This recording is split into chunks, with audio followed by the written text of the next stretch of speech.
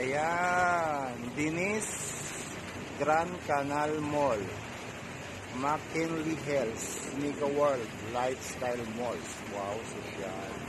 Ayan po siya. Ayan, nandito po kami sa Taguig. Sa Taguig. Ayan. Dinis Grand Canal Mall. Sa may Global City. Ayan. Ayan si Madam. Oh. Ay, nagme-make up. Wala namang imimik. Ayan po, nandito po kami sa mga matataas na building. Bumaba ang mga ita para manood. Ayan yung dalawa. Oh. Ayan.